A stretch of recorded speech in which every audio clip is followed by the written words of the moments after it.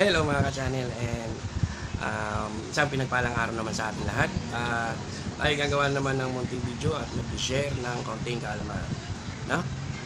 For today's video, bago ang lahat, isang pinagpalang araw at masigabong palakpak. Isang pinagpalang araw naman sa ating lahat at wait.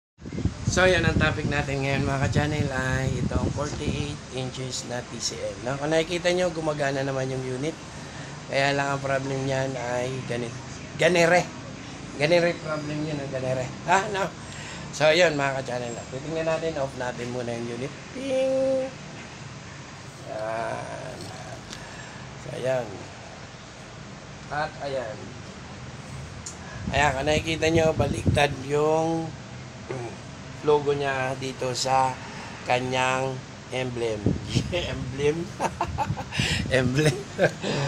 So yun ang problema ka-channel. Ang naging issue kasi niyan ay naging baliktad siya dahil nagpalit tayo ng mainboard. Ang pinaka-problem ng unit, nag-shut off siya. Unang bukas mga ka-channel ay mag-logo lang, then shut off na. Then wala lang indicator.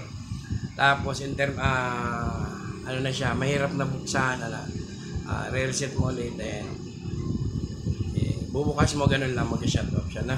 Kaya pinalitan natin ng mainboard. Possible ang problem niyan ay yung memory niya, no?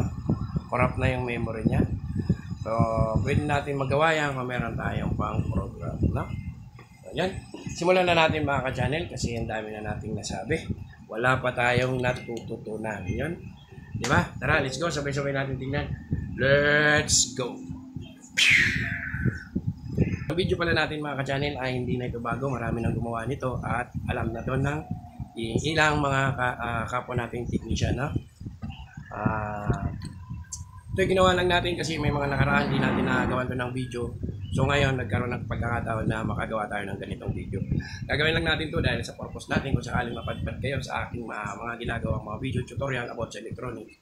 At least meron kayong makikita ang ganitong problem or issue, no? Yung baliktad yung image ng isang TV. Yan.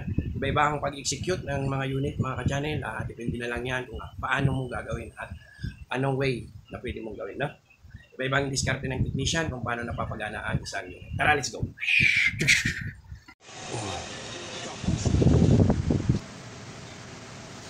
So yan, ito na nga mga ka-channel. Umpisa na natin kung paano natin ito gagawin.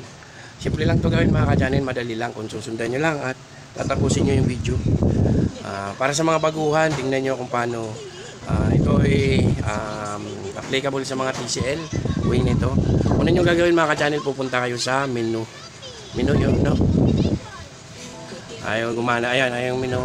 Tapos doon kayo sa my picture. Yan, picture. Then hanapin nyo yung contrast mga ka-channel. Punta kayo sa may contrast, no? Contrast. Ito hindi na natin papahabain, no? Diretso na tayo.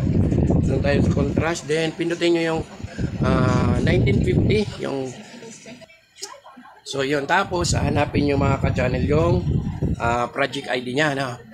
Di meron mga unit na hindi mo pipindot yung project ID. Tapos hanapin nyo na lang sa ibang. Yun na nga sabi ko, may mga code pa ito kung sakali doon kayo papasok. So yun, dito na lang tayo sa 1950, mas kabisado natin to, no? Tapos, yan, hanapin nyo lang dyan. Ayan, titingnan natin, hindi mo mapindot yung project ID, ano? Yan, project name, yan, nakalagay. Kasi di siya naka-shade, no? Yan. Tapos, hanapin nyo lang dito sa mga, hanapin natin, ha? Mahirap kasi mag-video, nakahawak natin itong camera. Dito muna tayo sa may factory menu. Hanapin natin dito sa factory menu, i-memorize nyo kung ano ang wait lang, dito ko na ilalagay para di tayo malito. Kasi baka ibang mapindot natin, masira pa yung mainboard, na. Dito ko na lang ilalagay. So yun, sabi ko na, isa-isay natin yan, hanapin natin mga ka-channel kung saan ba siya mapipindot, no? Dito wala siya sa may factory menu. Ang back lang natin yan ay menu. Pindutin nyo lang menu, babalik ulit siya sa dati, no? Yan, bumabalik, no? Tapos, hindi na natin patagalin. Punta na tayo dito sa may nakalagay na service mode. Kasi dito wala yan. Shop setting, other setting, parameter setting, saka yan, hotel menu. Dito na tayo sa may service menu. Ito ay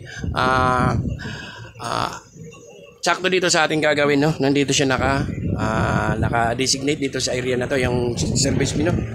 So, ayan, nakikita nyo ito. Ito na yung project ID. Yan. So, project name. Tapos yan. Isa-isayin nyo din yan mga ka-channel. No? Hahanapin nyo yan. Hahanapin nyo lang. Hanapin natin tong project ID. Yan. Bumagal yung remote. Project ID. Then, ayan. Nakikita nyo yung number niya mga ka-channel. Ayan kasi yung board na pinalit natin ay para dun sa 55. Ang unit natin is 48 inches. Hanap tayo ngayon na magsasakto dito sa kanya. 48 inches. Tingnan nyo ito ang model niya. Nasa screen nyo. LED 48. Hanap tayo dyan ng 48 din. I-click natin kung okay ba sa kanya. No? Yan. Hanap tayo. Tingnan nyo sa screen mga ka-channel.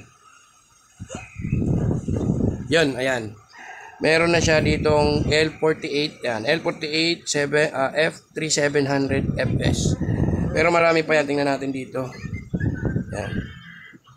Marami pa yan. 48. Isa-isahin nyo lang. Ayan. L48D2730. No? Gagamitin natin. Ito try natin kung okay ba siya na. Gagawin lang natin ay yung okay natin. Then, click nyo lang yung menu. Menu. Magbabalik yan. Kasi magre-reset siya pag menu. Yeah, menu. Dito pala indicator. Menu. Menu. Menu. Then, off nyo lang. Power off. Yun. Then, power on. Ayan, tingnan natin mga channel. Power on natin. Mapalya kasi yung ano natin ng remote. No? Battery. Tapos, hintayin lang natin ng ilang minuto. Kasi tatry na natin yung mga function kung okay ba. Ayan. Nakikita nyo mga channel. Nabaliktad na natin yung TCL versus doon sa kanyang MDM. No? So, yun lang. Ganun kadali lang mga channel pag baliktad. Mirroring problem. No? Kasi yung nakuha nating mainboard para sa 55 inches. So, yan lang mga ka-channel.